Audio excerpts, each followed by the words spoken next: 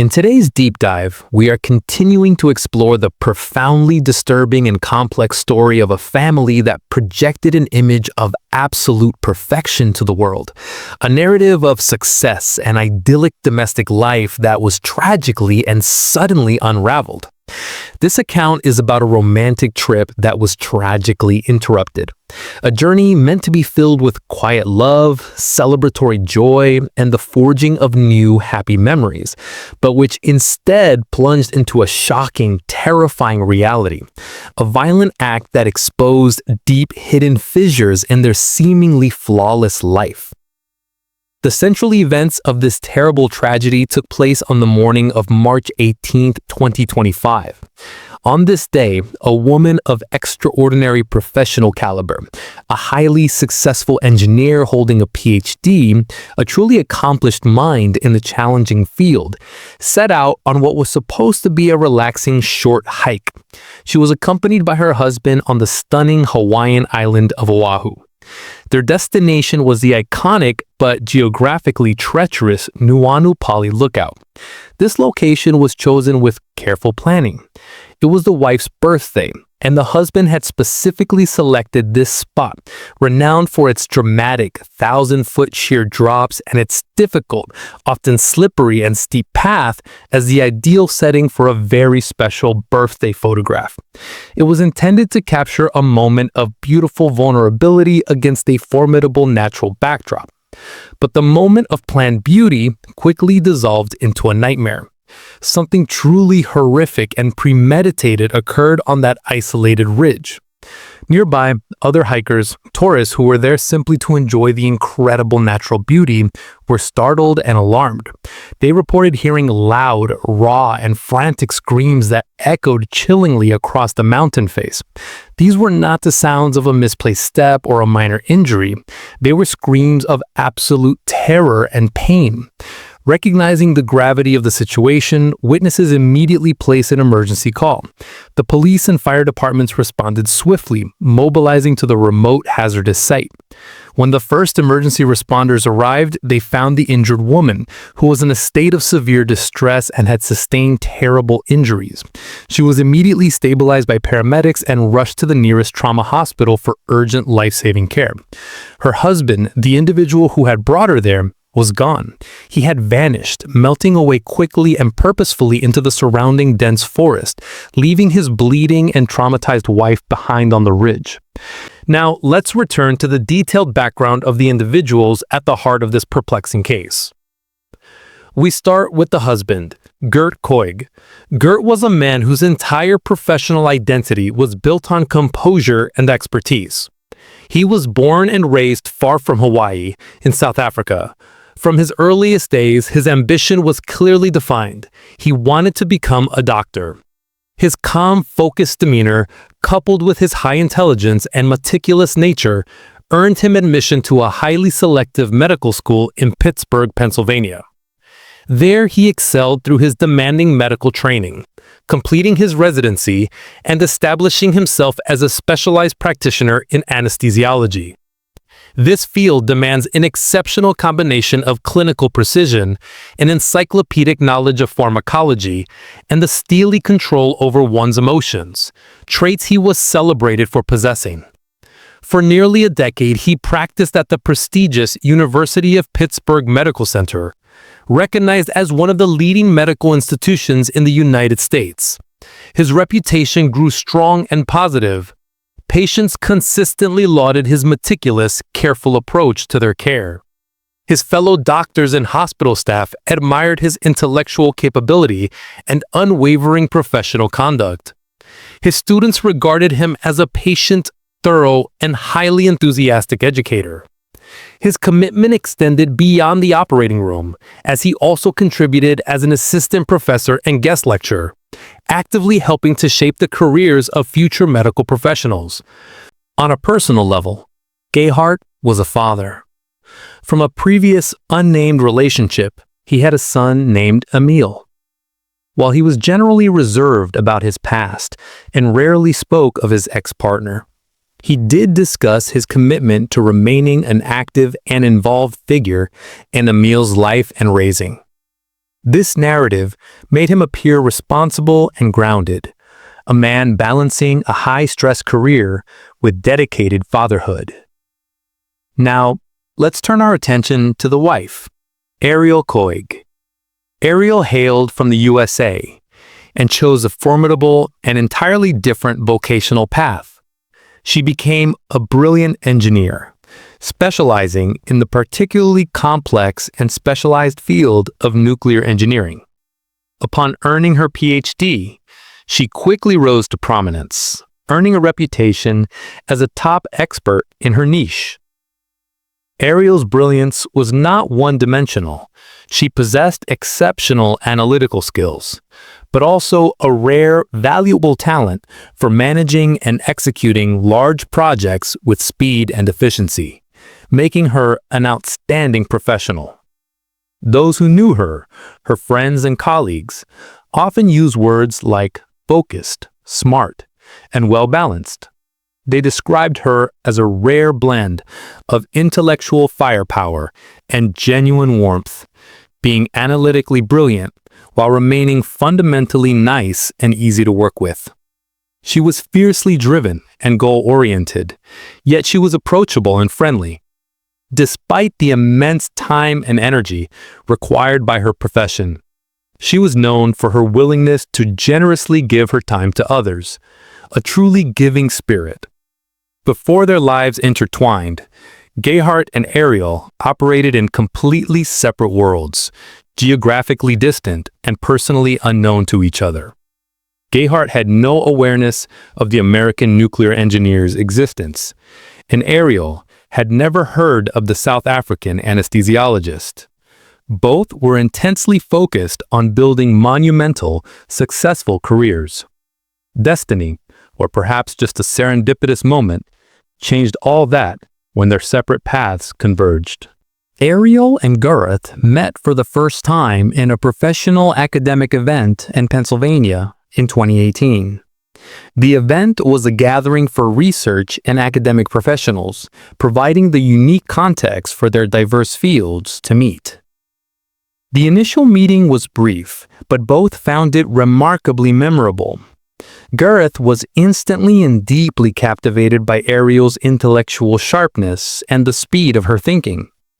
Ariel, in turn, was attracted to his controlled demeanor, his quiet self-assurance, and his subtle, dry sense of humor.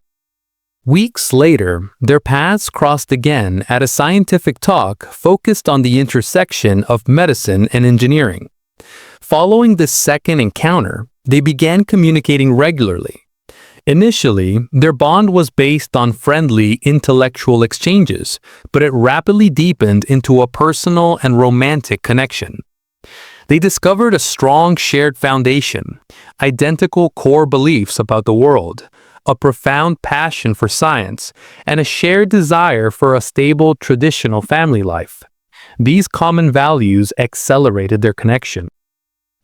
Their relationship evolved quickly, yet to them it felt entirely natural and right.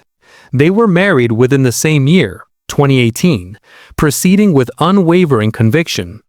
2 years later, in 2020, they celebrated the birth of their first son, Olin, and their second son followed in 2023.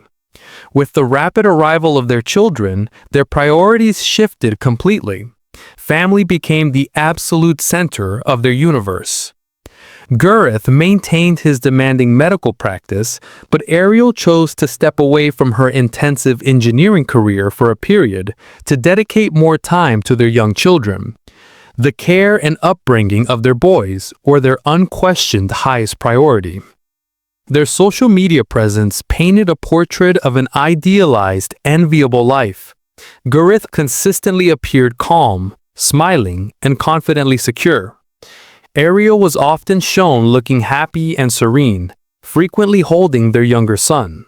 They shared images of their children wearing matching light-colored shirts on scenic beaches, meticulously constructing sandcastles.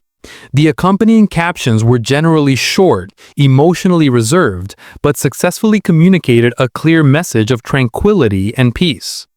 Many followers online were drawn to the appearance of order and domestic stability they projected. Their neighbors reinforced this perception, describing the Konigs as amiable but reserved, a couple who valued their privacy. Their home was consistently quiet, free from any loud arguments, disturbances, or suspicious activity. Occasional guests were not unusual and fit the profile of a busy, professional couple focused on family and work. Their domestic staff, the housekeeper and the babysitter, along with several close family friends, all affirmed this initial positive assessment. On the surface, the family unit was entirely trustworthy, respectable, and stable. Christina, a close friend who often helped with childcare, specifically recalled that the Konig house always maintained a calm, predictable atmosphere. She observed that Gerhardt appeared attentive and genuinely caring toward both Ariel and the children, reinforcing the image of a doting husband and father. However, as time progressed, subtle, tiny changes began to manifest, too small for casual observation, but significant nonetheless. Ariel started becoming noticeably more withdrawn and quiet in social interactions.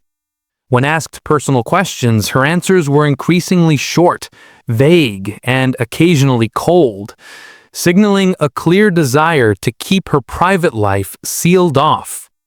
Friends who pointed out that she looked perpetually tired failed to elicit any explanation for her distress.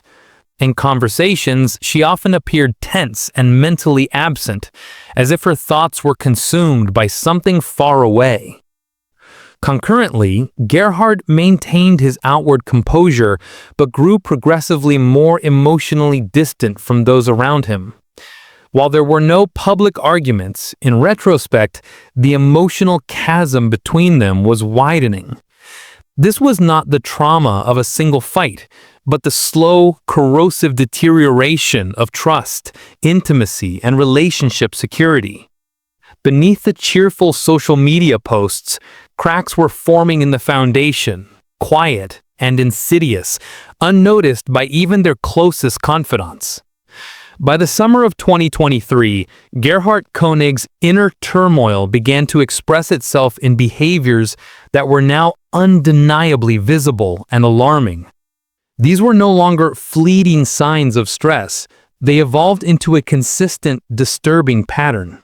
The tension in his relationship with Ariel escalated dramatically, fueled by his constant, pervasive suspicion and his completely unfounded accusations regarding her loyalty and fidelity. Ariel attempted to minimize his anxiety by becoming more self-contained, working remotely, and drastically limiting her contact with the outside world. Despite her compliance, Gerhardt frequently lost his emotional control, triggered by trivial events like a simple work email or a brief phone call. Interrogation became the norm. He demanded full disclosure of the purpose behind every text, email, and voicemail, insisting she was being deceitful. He would frequently launch into extended aggressive tirades, accusing her of hiding secret, sinister activities.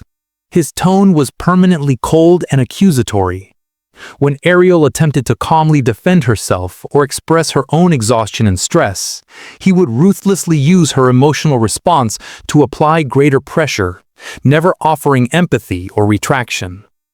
This toxic atmosphere led to sudden, volatile mood swings. Gerhardt could transition from being quietly distant to having an explosive, angry outburst within the span of a single afternoon. While he remained outwardly polite and kind in public, at home he allowed himself to become verbally abusive, using mean, sarcastic language and veiled threats. Sometimes he would disappear for hours without explanation, only to return as if nothing unusual had happened. These erratic cycles kept Ariel in a state of constant hypervigilance, never knowing which emotional state her husband would be in next. The immense psychological stress also began to affect their physical relationship. Gerhardt started demanding intimacy regardless of Ariel's feelings, comfort, or willingness. Any refusal on her part was violently interpreted as a direct insult to his character. Crucially, when she attempted to withhold intimacy, Gerhardt frequently resorted to physical violence, hitting her. She kept these terrifying incidents completely to herself, fearing that speaking out would only provoke a more extreme reaction from him, and destroyed the fragile routine they maintained for the sake of the children. Towards the end of 2023, Ariel made a desperate attempt to salvage the marriage by suggesting family counseling. Gerhardt participated in the sessions, presenting an image of politeness, cooperation, and willingness to work through issues. He acknowledged the marital strain, but strategically deflected the blame onto Ariel, arguing that her emotional distance and lack of transparency were the root causes. Outside of the counselor's office, however, his controlling and abusive behavior continued unabated. Ariel also sought private, individual counseling. In these sessions, she expressed her growing fear and profound emotional isolation, but she was still unable to fully disclose the physical assaults. She desperately clung to the hope that their issues were a temporary rough patch that could be overcome. She felt immense pressure to preserve the family unit, unwilling to harm her children by dissolving the marriage. The weight of the decision to reveal the truth and leave was too heavy. By early 2024, Ariel's life was defined by perpetual anxiety. She avoided sensitive conversations, minimized time spent alone with Gerhardt, and avoided physical affection. She held on to a shred of hope that improvement was possible, viewing the dissolution of their marriage, the loss of their home, their shared life, and the impact on their boys as an unbearable consequence. She continued to endure the abuse, seeing no viable alternative. The fear was a constant, debilitating presence. The day of the tragic climax was March 18, 2025, Ariel Konig's 36th birthday. Gerhardt surprised her with a quick trip to Oahu, arranging for their sons to stay home with a babysitter. He presented the trip as a chance to relax and reconnect. One planned stop was the Nuuanu Pali Lookout. The trail was famed for its majestic views, but is also notoriously perilous, steep, wet, and exposed. The climb took longer than expected. The weather worsened, bringing heavy fog and strong whipping winds. The path bordered a sheer, unguarded cliff face, a drop of over 1,000 feet where a mistake would be fatal. Ariel felt increasing anxiety, but Gerhardt dismissed her fears, urging her forward. He insisted on taking a picture right at the edge, a final, seemingly normal request. They positioned themselves near the drop. Ariel, facing him, with the cliff behind her, was overcome by a powerful surge of fear from the wind, the height, and the slick ground. She announced she was stepping back to safety. As she made a slight turn and took a half step away from the drop, Gerhardt acted. He suddenly lunged, grabbing her shoulders and shoving her violently down the slope. She fell, slipping on the wet rock, but her ingrained survival instinct took over. She dropped to her knees and desperately clung to the ground. For a fleeting moment, she wondered if it was a sick joke, but one look at Gerhardt's face erased all doubt. His expression was one of cold, deadly focus and singular determination. He intended to murder her. While she fought to hold her grip, he reached into his waist pack and produced a preloaded syringe containing a clear liquid, later determined by investigators to be an anesthetic. Ariel instantly recognized it was intended to incapacitate her. In a desperate surge of strength, she fought back, knocking the syringe from his grasp and sending it tumbling away. Enraged by her resistance, Gerhardt grabbed a fist-sized lava rock. He began to strike her repeatedly on the head, face, and temple. Ariel screamed in agony and fought desperately, suffering a broken thumb while trying to shield her head. Covered in her own blood, she found the presence of mind for one last decisive act of defense. She bit Gerhardt hard on the shoulder. The pain caused him to momentarily release his grip. Her agonizing scream, raw and loud, was heard by two hikers nearby. One witnessed the man hunched over the woman, holding the blood-stained rock, and immediately called 911. Seeing the witnesses, Gerhardt instantly retreated, turned, and fled into the thick, dense undergrowth, vanishing from the cliff top. Emergency services were immediately dispatched. The hikers provided precise coordinates. Paramedics rapidly evacuated Gerhardt Konig, who was in critical condition, bloody, dazed, and profoundly confused. At the hospital, doctors documented severe multiple head injuries, including deep lacerations on her face and scalp, consistent with blunt force trauma from the rock. She had cuts and bruises across her body and grab marks on her arms and shoulders. The cuts and broken fingernails on her hands were consistent with a fierce struggle to hold on and defend herself. Her broken right thumb was likely sustained while protecting her head. She was suffering from signs of a mild traumatic brain injury and severe emotional shock. Critically, despite the severity of the attack, her injuries were deemed serious but stable and not immediately life-threatening. After initial treatment, Ariel was admitted to the trauma unit and placed under psychiatric care, where specialists for victims of violence began their work immediately. The Honolulu Police Department classified the incident as attempted murder and launched a massive, full-scale manhunt. The Uanuli Pali area was sealed off, with a helicopter, canine units, and numerous ground teams deployed. The search was grueling due to the extremely rugged, steep terrain and the thick vegetation. Gerhardt Konig had fled immediately. He moved off-trail through the dense forest, deliberately avoiding all roads, towns, and human contact. This escape was meticulously planned, confirming the premeditated nature of the attack and his goal of disappearing. For hours, he remained silent and untraceable. Several hours into the search, Gerhardt made one single critical contact, a video call to his son Emil. Gerhardt appeared disheveled, covered in blood and dirt, his face exhausted. He confessed directly to his son, "I tried to kill Ariel, but she got away." He also expressed an intent to commit suicide, suggesting he might jump from a cliff. The call was brief, and the sound of the search helicopter could be heard faintly in the background. This video call was key evidence, providing a direct admission of guilt and confirming his extremely unstable mental state. Due to the threats of self-harm and the clear danger he posed, the authorities intensified their search. Around 7 p.m., 8 hours after the incident, a patrol unit sighted a man matching the suspect's description lying in the bushes off a remote side road.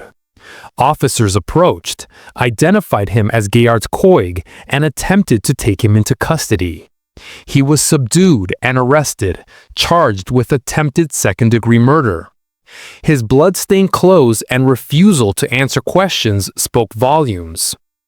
His public image as a trusted doctor was instantly shattered by the news of his arrest.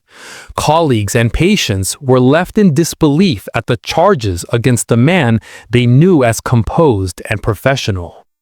The contrast between the public facade and the private violence was stunning.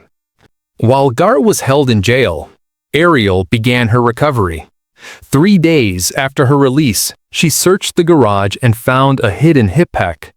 Inside, she discovered a medical trove. His hospital ID, syringes, vials of medication, and a sealed package of propofol. She immediately turned the items over to the police. Investigators confirmed the illegal, non-medical possession of the powerful sedative propofol, concluding that Gerhardt had planned to use the drug to disable his wife during the attack. The missing hospital logs for the substances pointed to a severe criminal misuse of his medical authority. This evidence was a powerful reinforcement of the prosecution's premeditation argument. Ariel subsequently filed for and was granted a protective order, detailing the history of psychological, physical, and sexual abuse. The court, citing the risk of repeat violence and his flight risk, denied Gerhardt Konig's request for bail on May 13, 2025, ruling that he must remain in custody.